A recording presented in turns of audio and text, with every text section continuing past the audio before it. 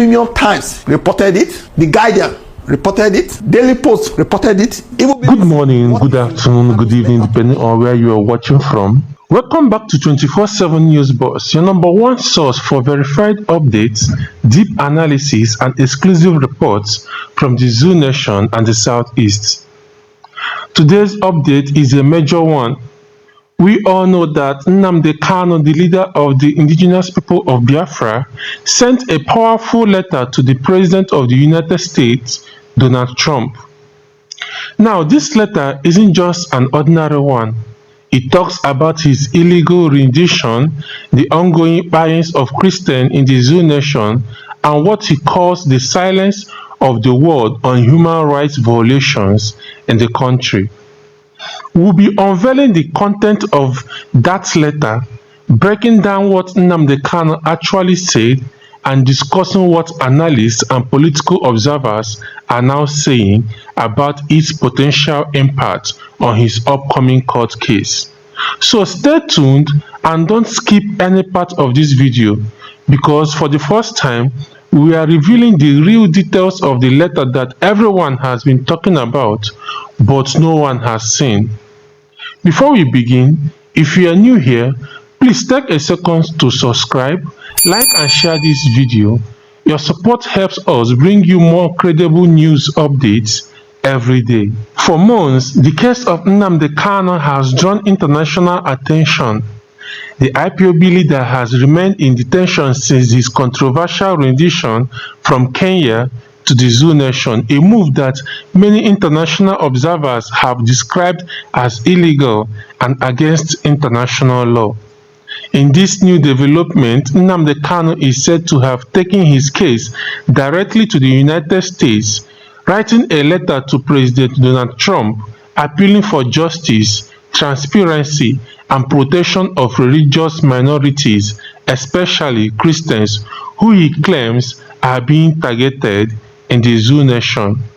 This letter is seen as an attempt to internationalize his plight and draw global attention to what he calls the persecution of the Igbo people and other Christian communities in the country.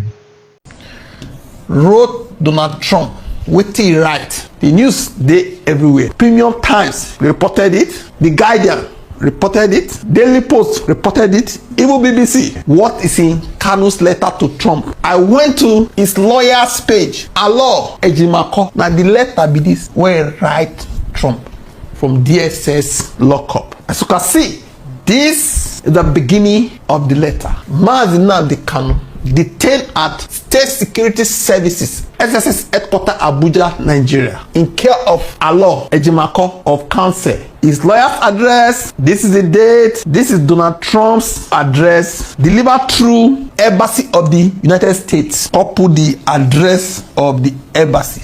Okay, he write the letter via his lawyer. His lawyer call carrier give America embassy. Make una help Nnamdi Kanu send and go give Donald Trump. Say he get what he want tell am. Okay, this is the first part, because the text dey tiny.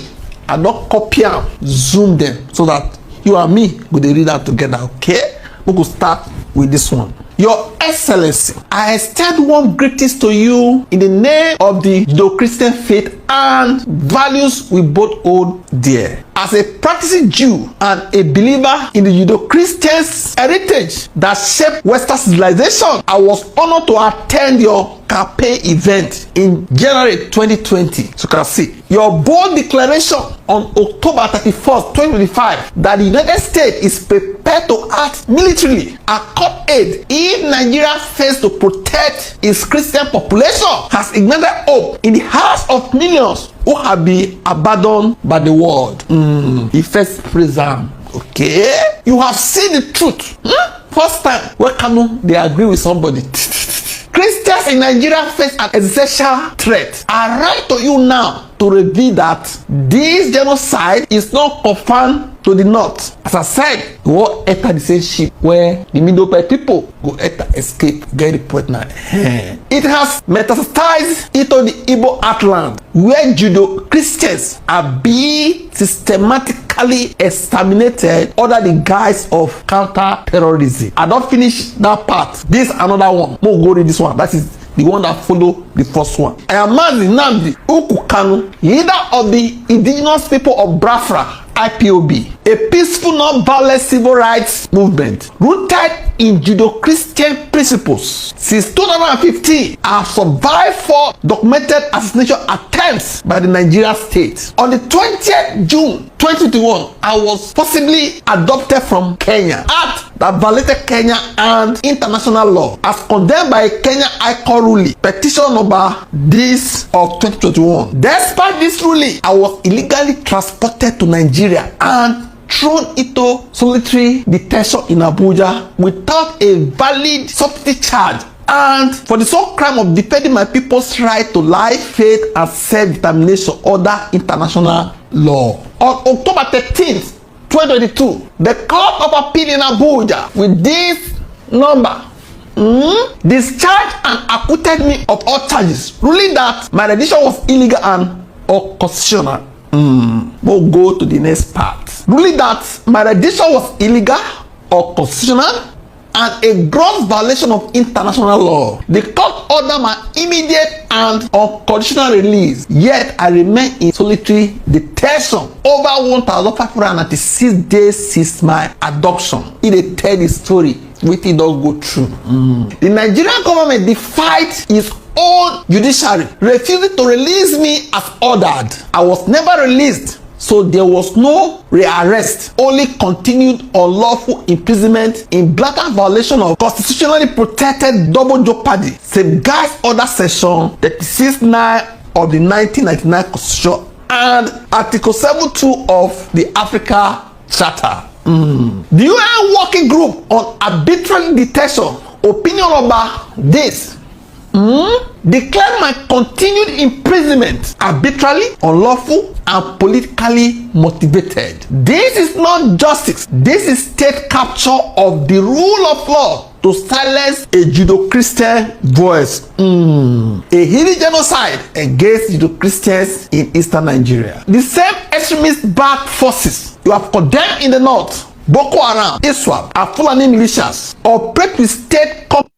in the southeast and Igbo-speaking territories of Benue, Kogi, and Delta. But here, the Nigerian military itself is the primary perpetrator, shaded by false narrative that blames victims. These atrocities are irrefutably documented. He called a list them. Ukpo Biafra Heroes Day Massacre, 30th May 2016. Amnesty International 2016, they reported at least 150 peaceful Christian worshippers killed, bodies dumped in rivers. UN Special Rapporteur Agnes Callamard, she said this: security forces opened fire on demonstrators at St. Edmund's Catholic Church. At least 60 killed, over 70 injured. Ita Society 260 field report, another group, true death toll exceeds 900 with mass graves across the church area near Onitsha. This was not a clash, it was a massacre of worshippers commiserating their falling. Number 2, National High School Aba Massacre, 9th February 2016. Amnesty International, they thought say 22 killed on site,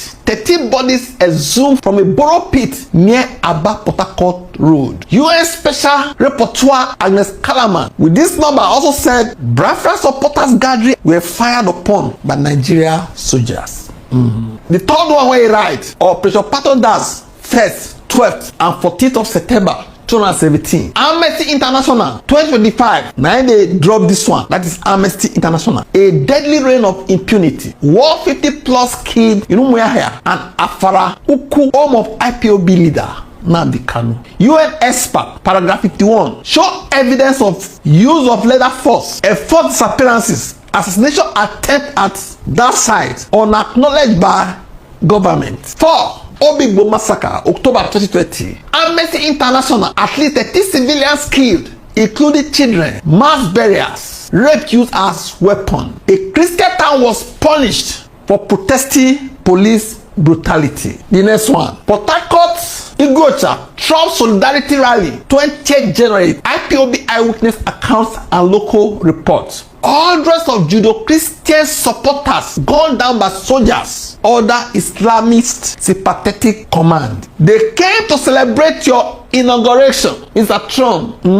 They were met with bullets. The architects of these crimes, Lieutenant General Toku Yusuf Burta, former Chief of Army Staff. In 2021, President Buhari appointed him ambassador to Benin, granting him diplomatic immunity to evade ICC prosecution. This is state-sponsored impunity on a genocidal scale. Weaponization of insecurity to demonize IPOB. Since my illegal rendition, Nigeria has declared IPOB a terrorist organization despite zero evidence of violence confirmed by U.S. State Department 2021. Orchestrated unknown government attacking state-backed militants, then blamed IPOB. Kill over 2,000 Igbo youths in counter-terrorism operation Ita Society 2021 to 2025.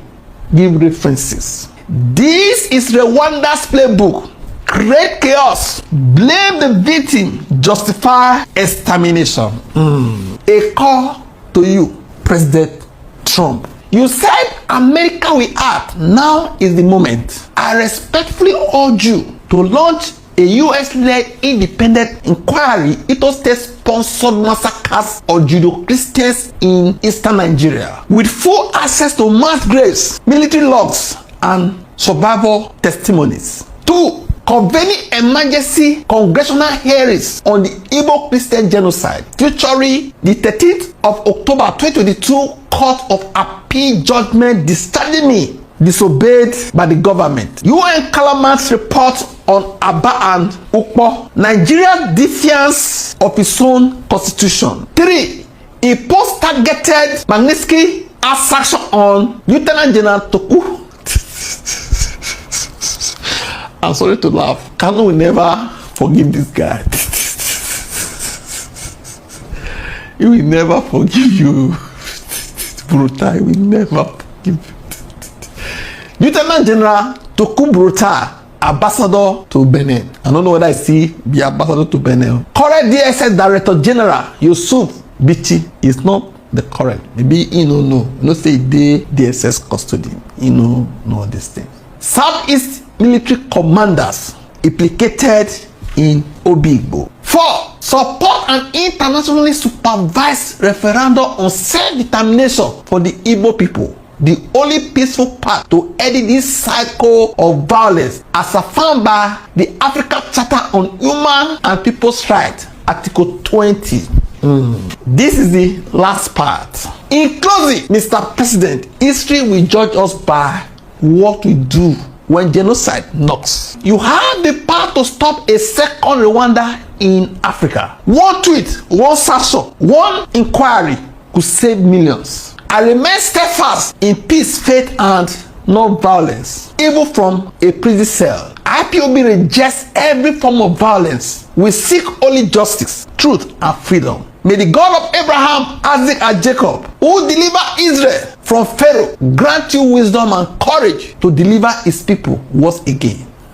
He called closer with deepest respect and urgent hope. He called Sana, Mazi, Nnamdi, Uku, Kanu, leader, indigenous people of Biafra, IPOB, prisoner of conscience, DSS custody, Abuja. He dey give his address. Where he dey now? Discharged by Court of Appeal, 13th October 2022. Release order disobeyed. 4-time survivor of state assassination attempts. Enclosures, wetin he put with the letter. Nigeria Court of Appeal judgment, full text, condemning rendition and Barry trial. Federal High Court of Nigeria judgment, condemning rendition and detection. UN Kalama report gave the number. Except on Aba and Ukpo. Amnesty International, bullets were raining everywhere. 216, another one he put. It has society, all the two he reference, he also put them, all the references.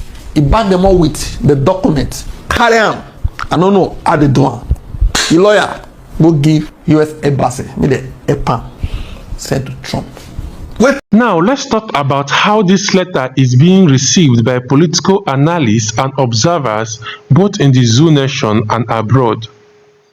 According to political commentators, this letter could significantly influence how the international community views Nnamdi Kanu's trial. Some analysts believe that writing directly to a US president, especially someone like Donald Trump, who once spoke about protecting persecuted Christians worldwide, is a strategic move that might put diplomatic pressure on the Zoo government. Others, however, see it as a symbolic act meant to remind the world that his case is not just about politics but about human rights and freedom of speech.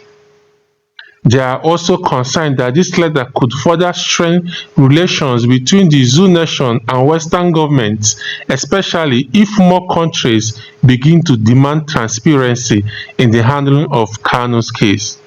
Some analysts also note that by bringing religion into the discussion, highlighting the buying of Christians, Nnamdi Kanu is broadening his appeal beyond just Biafran issue to include global religious freedom advocates. Another critical part of this story is the timing of this letter.